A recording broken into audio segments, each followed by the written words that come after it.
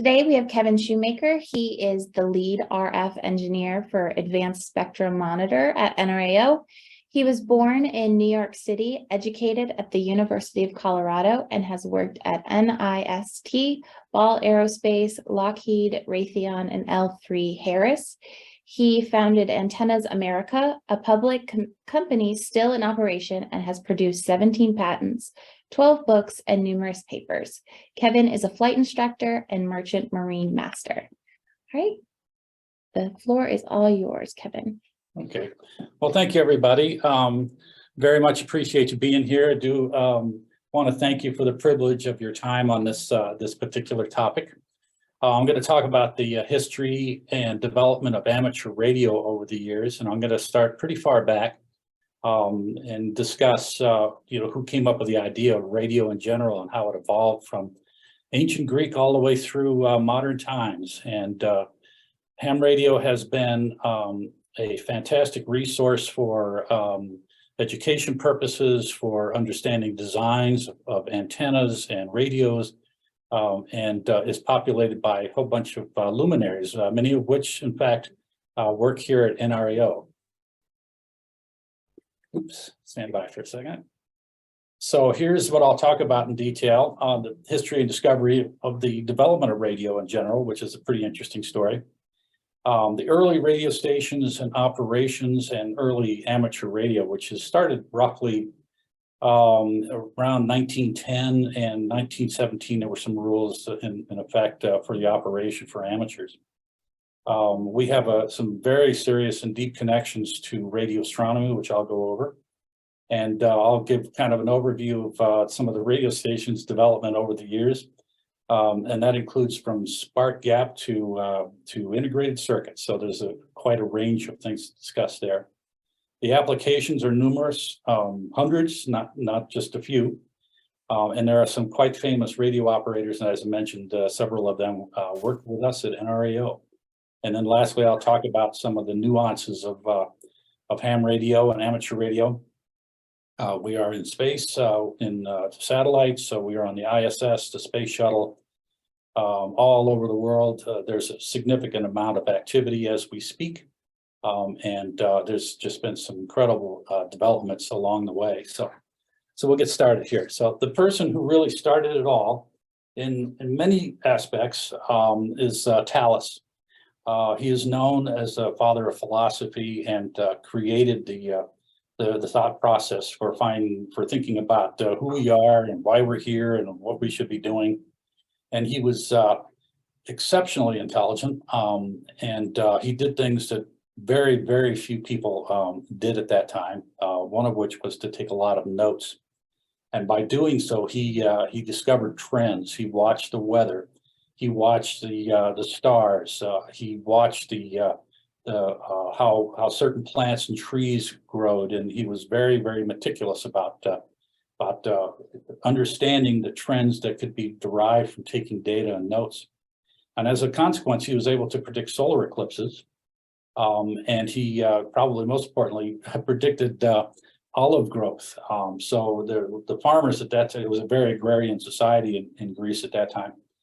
And he noticed that every few years, and most people didn't understand why, there was a lousy olive crop growth. And so he took notes and he followed the trends, and he understood that there was relationships to the weather on a cyclical basis. And at one drought particular year, he bought up all of the olive presses that he could. So he spent every dime he had to buy up all these things. He had dozens of them because he had predicted that the following year was going to be a huge year, and it was. And it made him famous, and it made him quite wealthy. And this is what's left of his house. So that's a reasonably nice house, considering how old it is and all.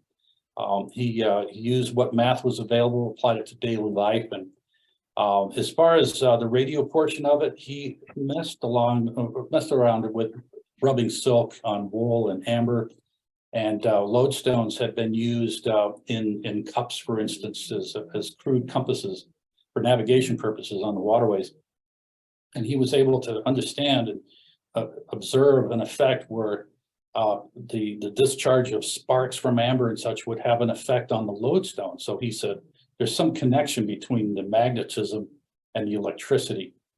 And it took a while for it to actually get developed into something meaningful, quite a long time. So we'll move up to Volta here, which is in the late 1700s, invented the battery, which is of course extremely important. And he also noticed that when wires are connected to a battery, which were chemical devices at that time, if they were placed near a compass, then the needle would swing. So there again is a relationship between electricity and magnetism. And he showed his devices and such to Napoleon in the early 1800s. Following him was Coulomb, and he was pretty meticulous. Took a lot of notes, did a lot of math, and understood the inverse square law for electrostatic forces, and realized that these forces dissipated, but were effective over reasonable distances. And in his case, it might have been inches, maybe a foot or so. He could effectively do things electrically that would affect a magnet, say, a foot away. And he developed instruments. What the particular instrument shown there, the torsional balance, is one of the precursors to modern meters, and it would show deflection based on current or voltage. So Ampere followed him, and he invented the solenoid. He was quite bright, a professor of physics and chemistry at 26. And he was credited with development of the subject of electrodynamics, which is physical movement based on electrical stimulus.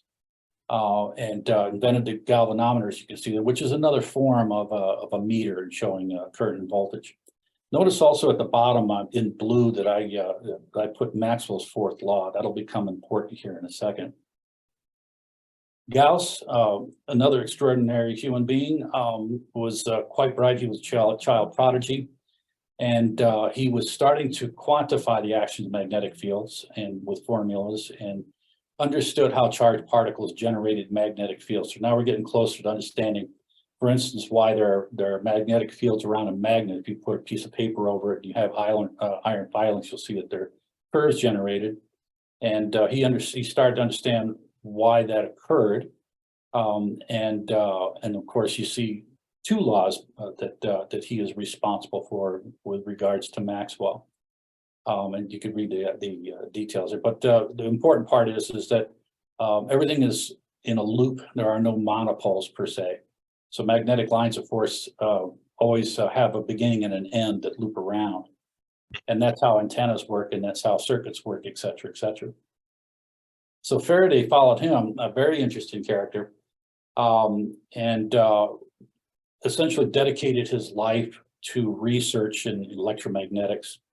He created lots of different devices and machines. He lived above the laboratory, so to speak. He joined his lab in early 1800 and worked his way up the ladder, so to speak. But he lived upstairs and spent 10, 12 hours a day in the lab, which you see in the lower left there.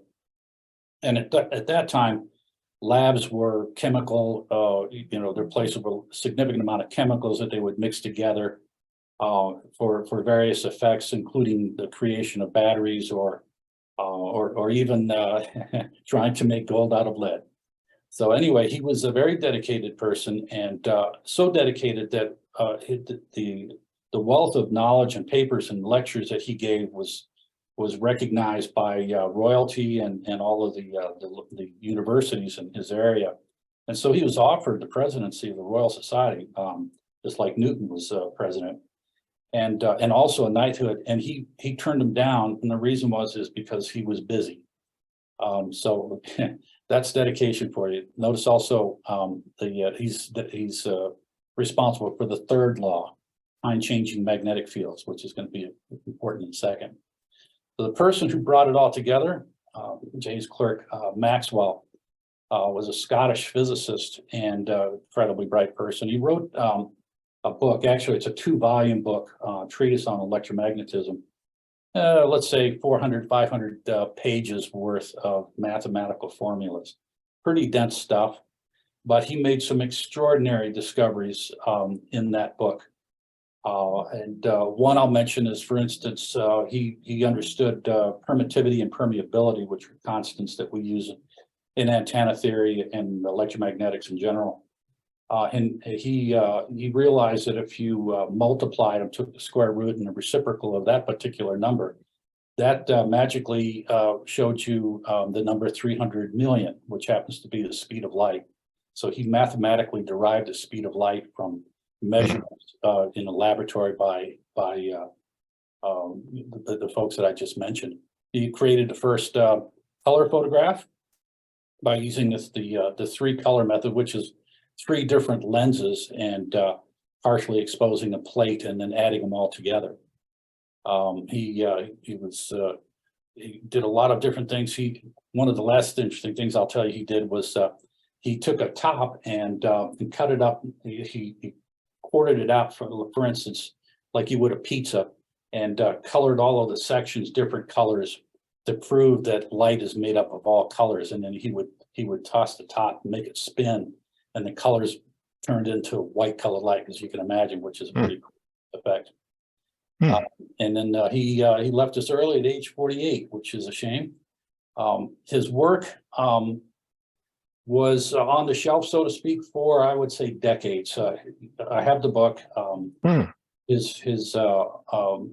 What he has is he reduces everything to 20 formulas with 20 variables each to describe electromagnetic theory. And that was pretty dense, and it kept a lot of people from truly understanding what was actually in his discoveries. But this guy, Oliver Heaviside, is the one who did it. Heaviside is a very interesting character in this story. He left school when he was 16 and started trying to understand electromagnetism from the standpoint of what a solenoid was, or how a telegraph key worked, and things like that. He did get a job. He lived with his mom, and he did get a job for a couple of years, but really wanted to study. And he went after Maxwell's book on the treatise on electromagnetism.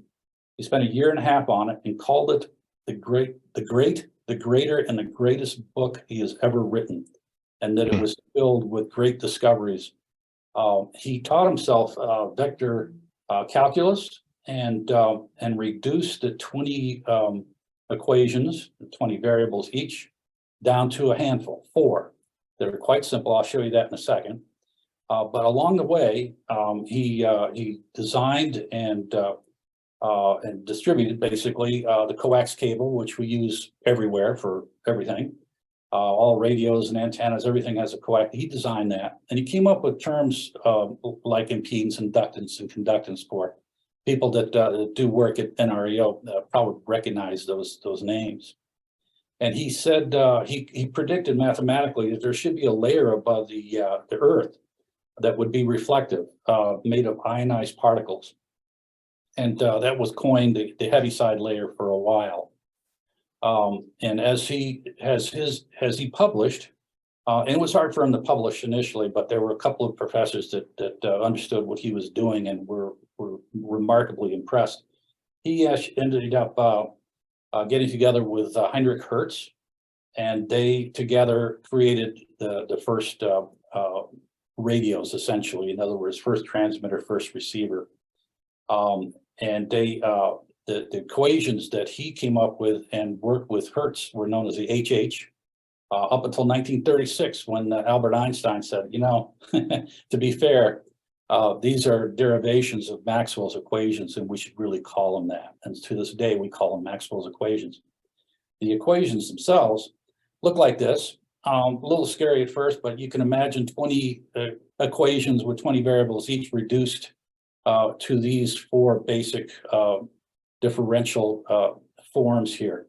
These are the kinds of equations that we use as basis equations for our simulators when we're designing electric circuits, antennas, lots of the things that we do here at NRAO. And the simulators like CST, HFSS, and other numerical methods use these equations and bits and pieces to put together how current is distributed across a surface and how it will radiate as an antenna at a particular frequency. Notice also that Gauss's laws, Faraday's laws, and Ampere's are also part of this. So from their work, which we might consider simplistic, Maxwell discovered the incredible inherent importance of them as a whole, and produced these extraordinary equations that give us cell phones, satellites, television, everything you can imagine that's in the electronic world. The IoT world is all based on this. It's a pretty amazing legacy. And 100 Hertz, now as we talk about transmitters and receivers, developed this first transmitter, and what he did was he essentially put together a Tesla coil, and it's an old style buzzer. So when the current turns on, then it pulls this contact down, which shuts off the current, and then it goes up. So the thing buzzes, and as it buzzes, these inductors here, these coils, increase the voltage to cause a spark across this area right here. And then you have two resonant length sections of metal, and here is what he used as the first dipole. This particular receiver is the same length, but in a circle, of course. And so from 20 or 30 feet, he could use his telegraph key or whatever, and he could get sparks to go across the receiver here. He also invented reflectors and grid filters. If you're familiar with polarization on our many antennas, sometimes they use grid filters, prisms, lenses. He got to the point where he was transmitting signals hundreds of feet through the air, and passed away at 35. And of course, it was a huge loss. As you can imagine, this guy was prolific and extraordinarily creative. Tesla has to be brought into the equation because he was obviously brilliant. And he was a showman and a scientist and all. And he created the Tesla coil, but he more importantly understood the components of electromagnetic instruments, inductors, capacitors, and such. And as a consequence, he was able to put together an AC motor. So before this, Edison had DC motors and DC lights, but the lights and motors and such were, run across wires that had pretty significant losses. So if you were going to light up, for instance, lower Manhattan, which he did, you had to have several power plants to get the electricity to go the hundreds of meters to light the lights. And so that was a big problem. And Tesla came up with the idea that, well, don't do that.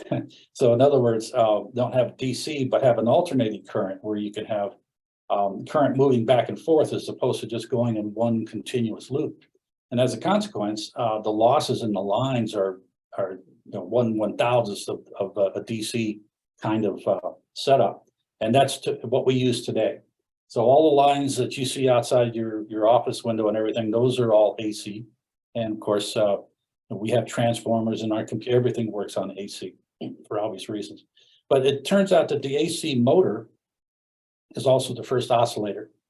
And in Sweden, to this day, they have an AC motor that's extremely well balanced. It's about 2 meters high, and it rotates at 20,000 RPM.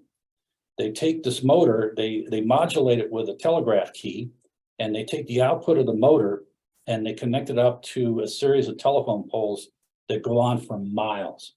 And 20 kilohertz is propagated across the entire world. And in the fall, you can actually tune in 20 kilohertz on a low frequency radio, and you can hear them, sending out their code letters and sending information and stuff. So it's pretty cool. He, by the way, most people think Marconi invented the radio. He made incredible advancements, but Tesla was recently given the original patent for the radio for his work, and he was transferring not only information but energy. So Marconi was getting serious. So we had buildings. We were sending signals to and from England at this time, and Ireland and such. They started putting his radios inside of ships. And in the lower portion of this particular slide, you see the Titanic. And so his radios were used for the famous SOS signals that were coming out of the Titanic. They got to the Carpathian, and you guys know all that whole story. But he designed antennas that look like disc cones, which are broadband things, and spark gap transmitters are broadband as well. So that's a good match. And he was sending signals around half a kilohertz, like the middle of your AM band, 500 kilohertz, and high frequency at that time was about 1.5 megahertz, which is to us is kind of, when we're talking almost terahertz with some of our instruments, that's kind of low frequency. There's a picture of one of his antennas. He had quite a few of these, and he did receive the Nobel Prize with Carl Braun, who invented the phased array antennas. And in the lower right, you'll see a little map, and the green dots are the existing radio stations in the 1920s. And those are ships out there. And so they were transmitting information using Morse code back and forth to Europe. And you can imagine how incredibly important that was. These were diplomatic messages or personal messages. These were messages between ships indicating where they were, or if they were running into ice floes and icebergs. And of course, the Titanic did receive signals to that effect in 1914, but they were doing about 30 knots and chose to cruise on. They thought they were too far south for any problems coming from the icebergs, but that didn't turn out well. So right about this time, people were very interested in what Marconi was doing, so they started developing their own stations for home use. And this is the beginning of amateur radio, ham radio. And as you can see in this particular picture, this is a spark coil. It's based on Tesla coil. This is a inductor tune inductor that you saw with Faraday, capacitors, and a little crystal in here that was used to rectify signals that it could receive. So this particular station might work over, I don't know, tens of miles, maybe hundreds of miles. It was pretty reasonable, but this is how things got started. And there were a lot of different operators that took up, the jobs that for transmitting information. As you can imagine, this whole technology exploded, and there were lots of folks, men and women, who manned the radio stations. And of course, the Battle of Britain, when it came up, was run by computers or women who were on the phone, the radios. And so there's an extraordinary amount of people who got involved in this, and it certainly exploded as we get farther down, especially near the Second World War. But during this time, this gentleman, Karl Jansky, when he was 22, he joined Bell Labs, quite bright, and when he was 26, they gave him a task to go and find the sources of interference. Because in the last couple of slides, I was saying that there'd been an enormous increase in activity of radio. So they were talking to Europe on a daily basis, and they started to understand propagation and interference and multipath and things that were just starting to come into fore. But it was such an important technology that they didn't like to have it compromised. And when you're at low frequencies, you're at the mercy of what the ionosphere is doing, both day and night, and other, like how active the sun is. But there are other sources of noise. And what actually got this all started is that the radio operators were saying it sort of doesn't matter. There's a particular time of day, and it varies over the seasons. And if we disconnect the antenna, the noise goes away from our receivers. And if we connect them up, the noise increases. So that noise is keeping us from propagating our signals or sending our signals. And sometimes it's just a real problem. And it seemed to follow a year's worth of changes. It was hard to predict. They didn't quite understand it. But Carl put together an antenna, which you see there in the center. It's called a Bruce array. A replica is sitting at Green Bank right now. And he moved that around. It's a very good antenna, about 15 dBi of gain. And he moved it around and discovered that in fact, as you see in the middle there were bumps, there are places that appeared in the sky that he could point to. And there was also this curious, they would appear 4 minutes early every day. And of course, for the astronomers, he realized that that's sidereal time, and a friend of his pointed that out to him, and he wrote some papers. Right around this time of year, the 25th of April is one important date, the publications, I believe, were May 5th. Correct me if I'm wrong on that. So in any event, he became very famous for doing this, but he had other things to do afterwards and really never pursued it. So he made the big discovery that there's a lot of energy coming out of the galactic plane in this particular case. And it took this guy to actually map out, put together the first maps of our cosmos. Another very interesting fellow. I actually, and I'm betraying my age here, but I actually corresponded with him when I was younger. Real nice guy, very interested and dedicated, and obsessed by his work in radio astronomy. He built this dish on the right side, which is at Green Bank, by the way, 30-foot, and it's a 30-foot dish, fully steerable, and was in his mother's backyard. And he did measurements, good scientific measurements, Monday through Saturday. He couldn't do them Sunday because she tied a rope to it and hung out her laundry so she could get everything dry. So there was that break. But otherwise, he actually, in the 1930s, designed and developed receivers in the hundreds of megahertz, which is pretty extraordinary. We were talking about 1 or 2 megahertz before, and now this guy's pushing it up to 160, 480, and even above. So he was extremely interested in mapping at different frequencies, and he found, as you can see in the center, lower center, Sagittarius A and Cassiopeia A, and various and Cygnus as well. So he's making some huge discoveries and publishing them, and there was some significant interest. But also the war entered into the fray, which for good and bad reasons, it developed receivers and transmitters to a much higher degree. And so the English, for instance, and the Australians were able to do some, and then the Americans, some significantly good radio astronomy right after the war, using surplus radar equipment and surplus antennas and such. So they looked at meteor scatter, and they looked at the emissions from the sun, and they looked at the propagation was shortwave and such. But here's a particular kind of a fun picture here that my friend Rich gave me, which is 1947, showing an Australian guy with a cigarette, and he's on his Hallicrafter's receiver and a transmitter to his right, and talking to people all over the world.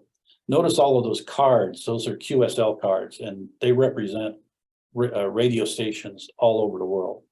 So it all of a sudden is starting to become a lot of fun, because there are other people that are doing the same kind of thing, and they're putting these transceivers into aircraft and ships, and they're putting on every embassy, cars and trucks, et cetera, et cetera. So everything is getting covered with radios here. And so the amateurs now are part of the engineering team. They're personally interested in what they're doing. They're developing the antennas, the modulation techniques, and et cetera. There's all kinds of things that they contributed to.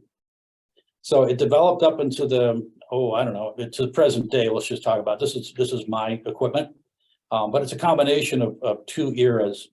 The gray boxes, the lower ones here, are Collins equipment that were built in the 60s. There's a receiver and a speaker here and a transmitter. That's one line, and there's a power supply here. And then this is a transceiver, which has both receive and transmit functions and remote variable frequency oscillator. And then this thing here is an amplifier. So this transmitter put out, 70, maybe even 100 watts, depending on how you tune it up. And this will take that and push it up to about 700. So with these boxes, I talk to people all over the world. So this is 60s technologies, which is fantastic. It sounds great, just like a tube amp. If you play guitar and that kind of thing, these are excellent sounding. And it's followed by this digital thing here. So this is a transceiver made by Kenwood, and this has the digital modes and all of the other modulation modes that I'll talk about in a second. And I bought this little box here, and I connect that wire to a laptop computer, and I can do fax and teletype and some very interesting digital modes where you can use super low power. The power closing in on about the power that you have on your cell phone, but talking thousands of miles away with it. So it's pretty cool. And it works in general. This phenomenon of ham radio and shortwave transmissions works by bouncing off these ionized portions of our sky here, and they change. They vary day and night. They split out in the day and then they combine at night. So across the high frequency range that we typically use, from 1 to 30 megahertz, we pick the frequencies based on the time of day that's optimum for propagating our signals. I should mention also that not only is communication done in this fashion with these bouncing waves here, but radar is done. And so there's this thing called an OTHB, which is over the horizon backscatter radar system. And they're large, high frequency radars that work in these ranges as well.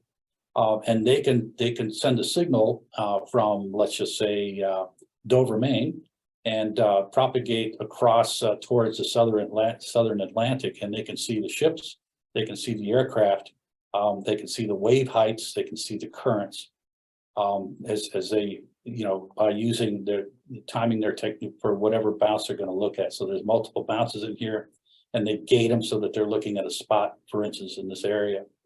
So Malaysia Airlines 370, oh gosh, when was that? 2014 or something, disappeared. And there are some discussions that the Australians, who had a very similar system, could see that aircraft, although nothing has been confirmed. But that gives you an idea how useful these kinds of techniques are. And we go from that to space.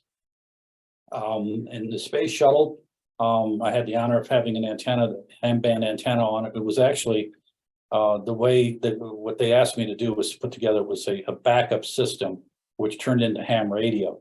So they had an antenna that I made that was stuck in the window, and they could talk to people on the ground.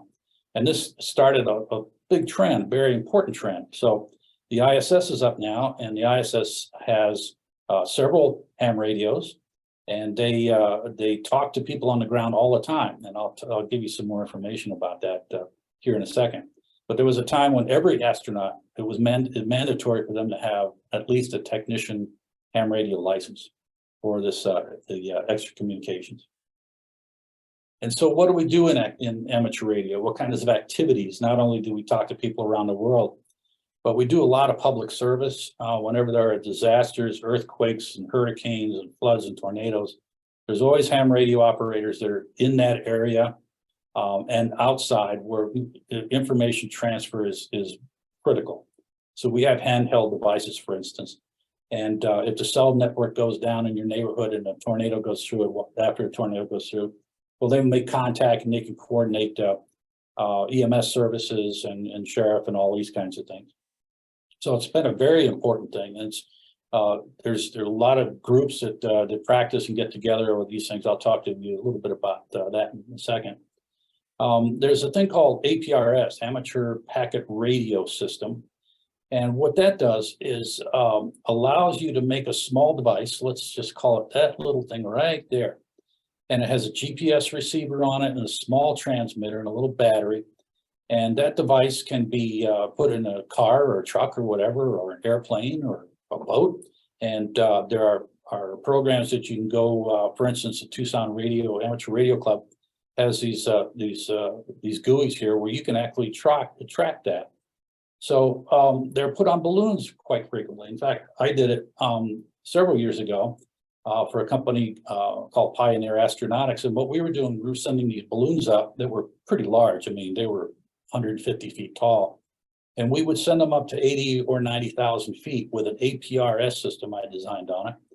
And because we chose 80,000 feet because that's the same air pressure and temperature as the Martian surface. So we were able to put together communications packages, operating electromechanical devices, et cetera, at that altitude, so that we could simulate the environment from Mars. So it was very useful. The APRS is very cool. You track things around and gives you, but recently, Chinese balloon went over the United States, as we all know, shot down off of the coast of South Carolina. Well, another one was shot down over Alaska. They launched an F-22, $300 some odd million aircraft with an AIM-9 Sidewinder missile and obliterated one of these. So they said there wasn't anything left. I guess that makes perfect sense. So in any event, ham radio people are very social, and they get together with these ham fests, and they trade equipment, and they talk amongst themselves, and they put together these nets where they get together, like I do, for instance, on Saturday mornings with Radley, and we chat about all kinds of stuff. And lots of folks do that. They get together for various reasons. There are people do it because they're into designing antennas, or they like horses, or whatever. But there's large groups that get together and talk. And there are lots of contests, worked all states, or worked all countries, or worked all counties. And you hear these contests going on all the time. And I'll talk to you a little bit about something similar to that we're going to do here at the end of this month. The space station I mentioned, they always have a ham radio operator going on. And lots of kids at grade schools and STEM folks can talk to them directly. So in addition, the skills of ham radio operators have been used on ham radio frequencies, or very close to them, for such things as Mars, which are military affiliate radio stations. And this guy's from West Point, cadet, using a ham radio, and they send messages. Sometimes they're encrypted, and it's messages from soldiers or people that are offshore or somewhere, and they don't want to go through the standard military communication channels.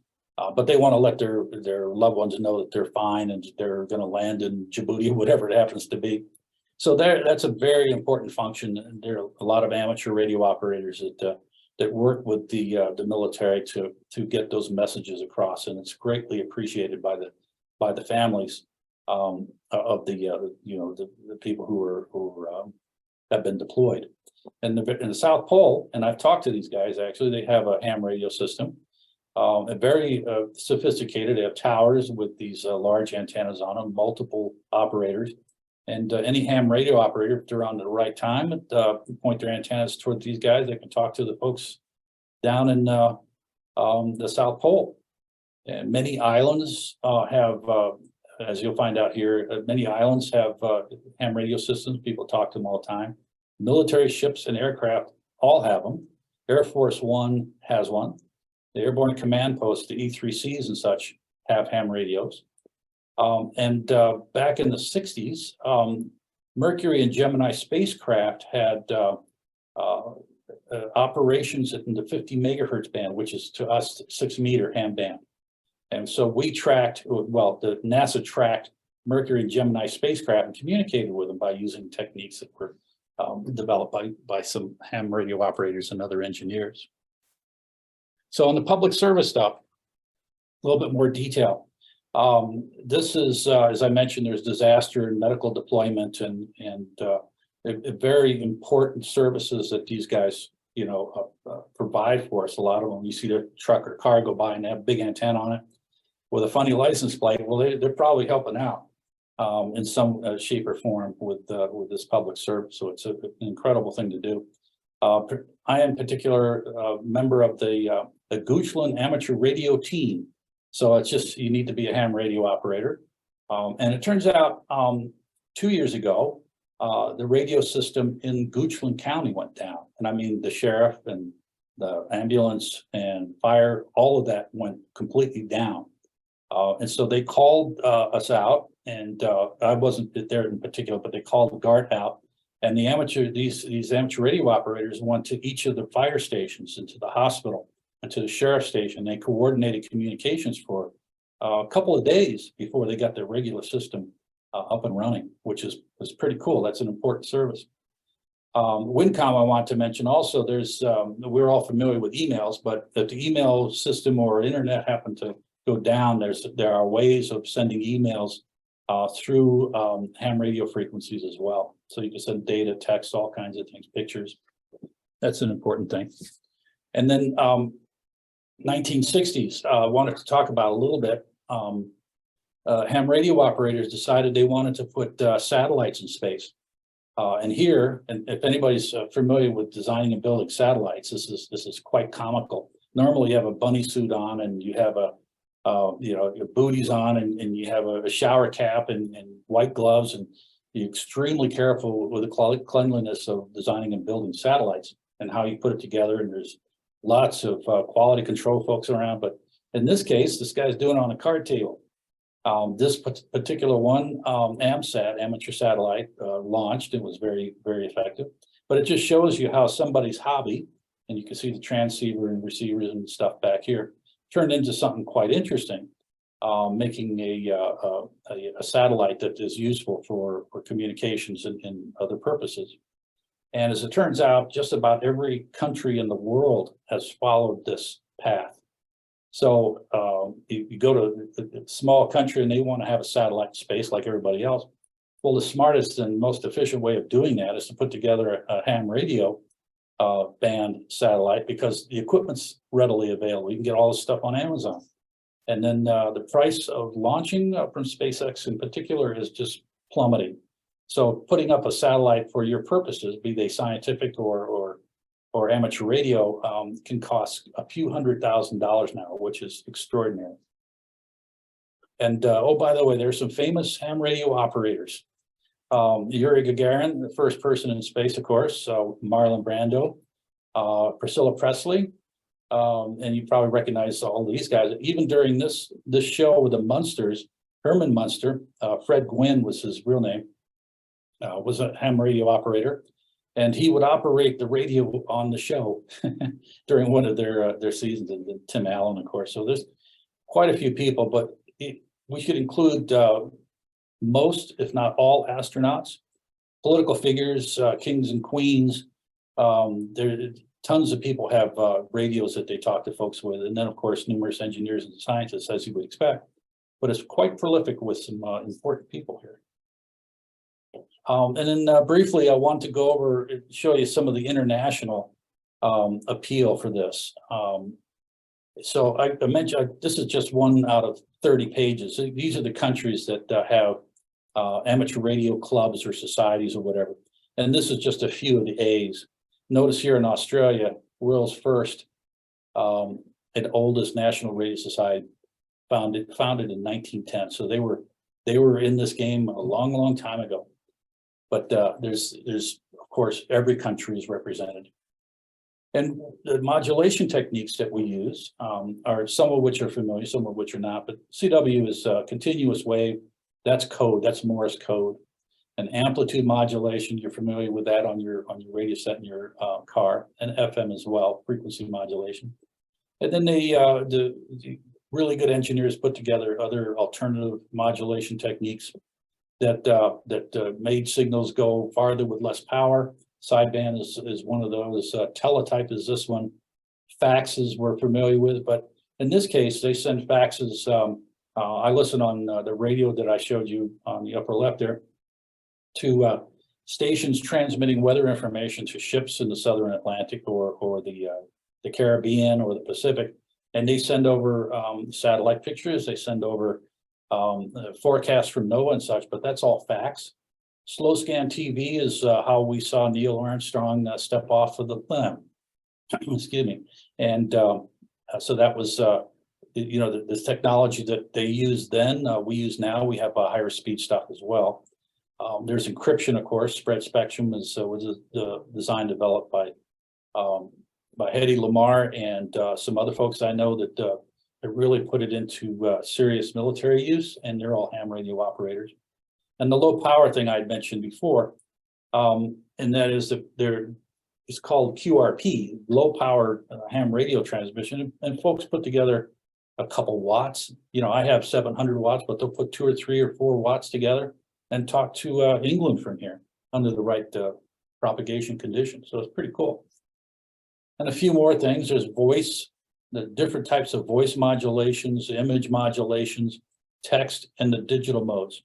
The digital modes are exploding right now. And some of these modes can take a few watts of power and send text messages thousands of miles. They might take a long time to do it, but they will get through noise. You won't be able to hear the signals on the receivers, but because of doing digital correlation techniques and some other approaches, mathematical approaches, you can actually pull out information from beneath the noise level of these receivers, which is pretty fantastic. I also wanted to mention a few, and there are dozens, there are hundreds of satellites that have been launched for amateur radio purposes. But notice the countries that have provided these satellites: Qatar and Japan, Jordan, Mauritius, Argentina. So every country in the world has put together some kind of a satellite system, typically amateur radio, to get their space experience started. And it's the best way to do it and most efficient, of course. I should mention that here at NRAO, that we have our own project where we're bringing in students and kids that and getting them interested in getting their certificates, teaching them about ham radio, the rules and regulations, and preparing them for a test. There's a guy named Jesse Alexander that is doing a fantastic job at getting these kids interested, taught and interested.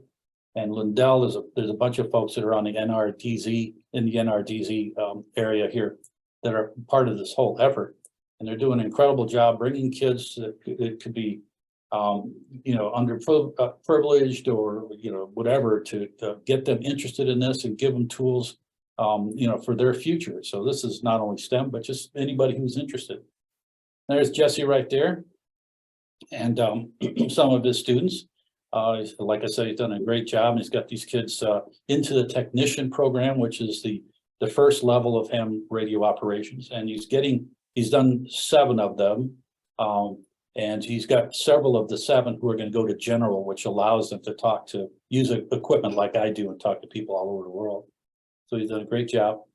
And I should mention that I'm getting started something called ERIS, which goes back to the space station.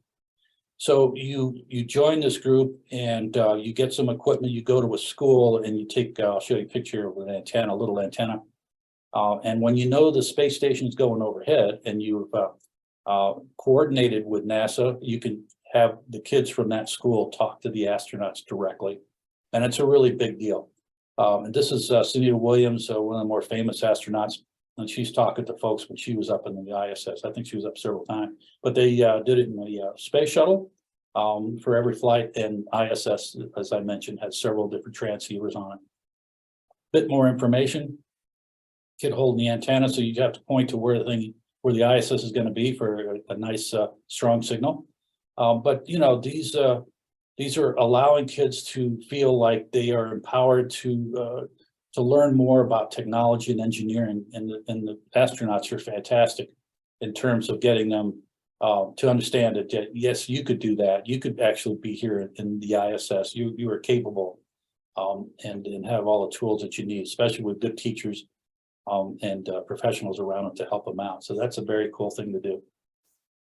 So now this is important. There's a special event station that we put together for April 29th and 30th of this month, in a couple of weeks. We're going to use the call sign of W9GFZ, which is Grote Reavers.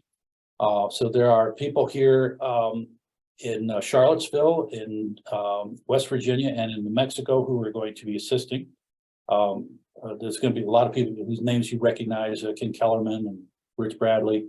And several other folks who are going to get together on these frequencies and talk about the birth of radio astronomy, how it came about, talk about Carl Jansky, talk about what we do in our daily lives here, and the very interesting and very cool things that we discover in the cosmos.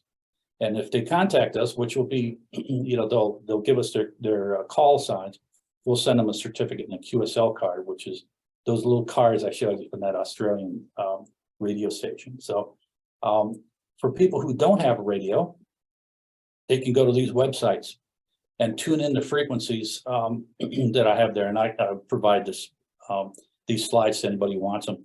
So they can go here and they could dial in those frequencies, and that can actually listen to us on Saturday and Sunday, the 29th and 30th, talk about what we do at NRAO. And this is Grote Reavers' call sign and details of the last time we did it was 2012. So that's going to be a lot of fun, and please join us. It'd be great to have you there.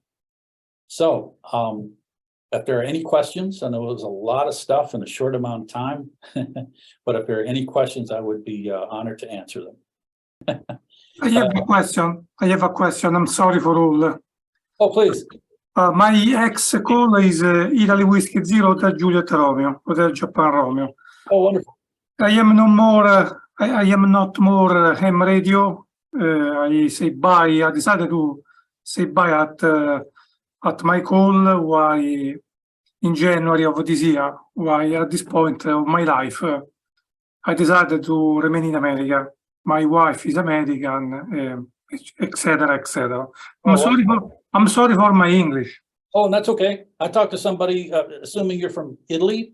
I talked to somebody from Italy a week and a half ago. It was a lot of fun, so no problem whatsoever.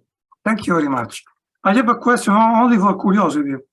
This meeting is very interesting. Compliment. Thank you very much for this. I have a question of the question is this: in America, yeah. In this moment, I think to release a satellite with the same technique of used for Oscar 100 or QO 100, QO 100. So this satellite, I am sure you know what is. Yes. It's geostationary satellite. Is a satellite stop in the space, not move in the space. The same of satellite for TV transmission, broadcast transmission, that permit all ham radio to receive and transmit video. Yes, that's correct. Typically, it's the 2 meters are 144 megahertz roughly, but there are others at 400 megahertz, and there are others at 220. But the two main bands are the 2 meters and the 70 centimeter, which is 400 megahertz. But yes, you can use them at any time. You can listen to them as they go overhead if you have a receiver that's made for that. You could still rejoin us. You're welcome to do that. Oh no, I know this. I know this. I know. When I I made contact also with more satellite, also EME, Earth, Moon Earth, etc. Right. My question is this: is in America, someone think to produce a satellite with the technique of transmission amateur television with the frequency of operation of at 10 gigahertz? Oh yes, okay. That's another ham band. Yes, you mentioned EME, which is Earth, Moon, Earth, which I did not mention. And we do send signals to the moon, and it reflects back to other ham radio stations here, which is kind of fun. Moon has to be up. But yeah, I think what you're asking me is that possible to have a ham radio? I'm sorry, an Oscar series satellite at 10 gigahertz? Is that your question? Yes, correct. Yeah, and the answer is yes. You have to coordinate with the FCC and with other space folks, etc. But the technology is exploding. Ham radio satellites are doing all kinds of new digital techniques, new kinds of frequencies, and are being developed by every country on the face of the earth. So yes, that's possible. Thank you very much for this. I am happy for this. I am happy to listen to this. You're welcome. So somebody asked about who in West Virginia, and Marty Bloss, I think is his name. And I was about a month ago, we met on the ham radio frequencies, and he had a bunch of kids there, so he wanted to have them experience talking to another ham radio operator. And so I thought, well, it'd be kind of fun if I told them that I was, from, Alpha Centauri and all this kind of stuff, because they were at Green Bank. But the kids asked me questions like, what's your favorite color? And what are you doing? So I didn't go as far as telling them that I look like Spock or anything like that. But be that as it may, that's who it is, Marty Bloss. Are there any other questions? Or I can do it. He says, not a question. So Patrick Taylor is director of the radar efforts here in Charlottesville. But he's talking about Hurricane Maria hit Puerto Rico in 2017, which I remember devastated the island's infrastructure. Home antenna of Angel Vasquez, head of operator at Arecibo, somehow standing. He was able to make it to the observatory and to collect contact information to those of us sheltering on site, then relayed the information over ham radio to other amateurs volunteering to help. So again, it's a huge deal. We serve a major public service function. So that's a great story. Thank you so much for that, Patrick. Excellent. And anybody can contact me via email about the special events and all those other kinds of things. Feel free to do that. Thank you. Awesome. Thank you so much, Kevin. We really appreciate you coming in and talking to us. And that was a great overview. So yeah, thank you so much, everyone, for attending. Thanks for the questions and for the great conversation. I hope everyone has a great rest of their day. You as well. Thank you very much, Izzy. Bye.